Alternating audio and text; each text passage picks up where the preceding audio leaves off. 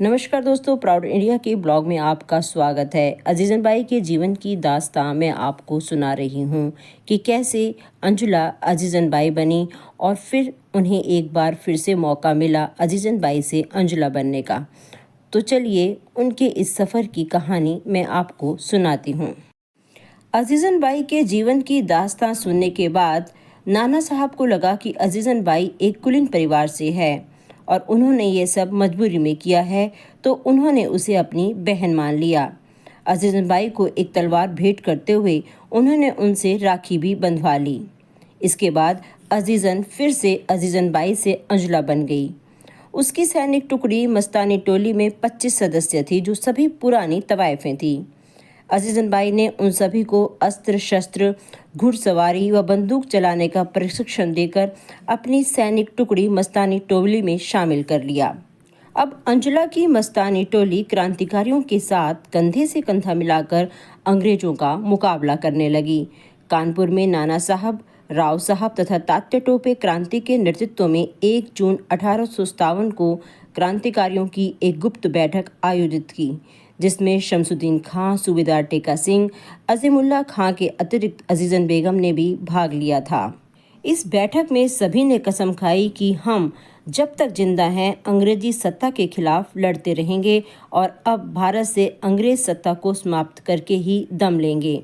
इसके बाद शमसुद्दीन खान ने 2 जून 1857 को अजीजन के घर जाकर उनसे भेंट की और बताया कि जल्द ही भारत से कंपनी का शासन शीघ्र ही समाप्त हो जाएगा।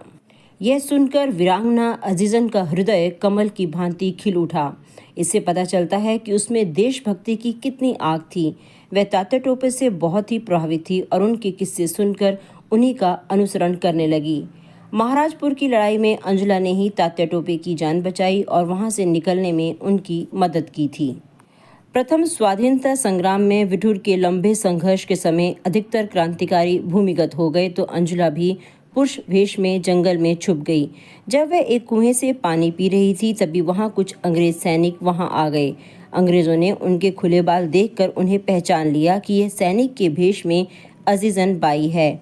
इसी खूनी संघर्ष में अजीजन बाई ने उन सभी को मार गिराया। तभी हयूरोज की बंदूक से निकली एक गोली उनके कंधे पे लग गई। हुरोज के बचे अंग्रेज सैनिकों द्वारा उन्हें गिरफ्तार कर लिया गया।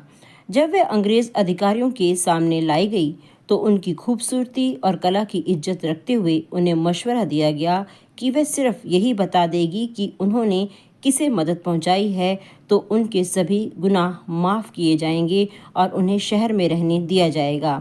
यह सुनकर अजीजन बाई मुस्कुराई और बोली, भले ही तुम मेरी जुबान खींच लो, मगर खूबसूरत गज़लें गाने वाली यह जुबान उफ भी नहीं करेगी। मेरी खाल खींच लो। यह खूबसूरत खाल जिस पर ज़माना आहें भरता है, उसे इसका ज़रा भी फिक्र नहीं होगा। भले ही तुम मेरे टुकड़े टुकड़े कर दो, हर टुकड़ा जो कुदरत के दिए नायाब हुनर की गवाही है, वह शिकवा भी नहीं करेगा। इतना ही नहीं, उस शेरनी ने हुंकार भरकर कहा कि माफ़ी तो अंग्रेजों को मांगनी चाहिए, जिन्होंने भारतवासियों पर इतने जुल्म किए हैं। अजीजन बाई इतने भी ना रुकी। उन्होंने कहा कि अंग्रेजों के इस अमानवीय कृत्य के लिए वह जीते जी उन्हें कभी भी माफ़ नहीं करेगी। एक नर्तकी से ऐसे जवाब सुनकर अंग्रेज अफसर तिलमिला गए और उसे मौत के घाट उतारने का आदेश दे दिया गया। देखते ही देखते अंग्रेज सैनिकों ने उसके शरीर को गोलियों से छलनी कर दिया। अजीजन बाई के द्वारा किए गए इस बलिदान को सदा इतिहास में याद किया जाएगा।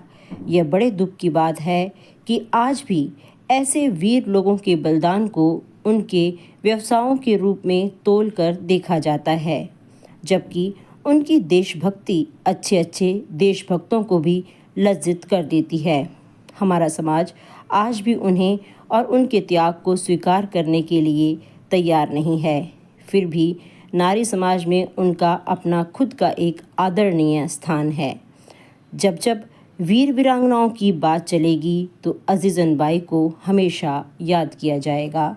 तो दोस्तों, अजीजन बाई के बलिदान की ये कहानी थी। आपको कैसी लगी?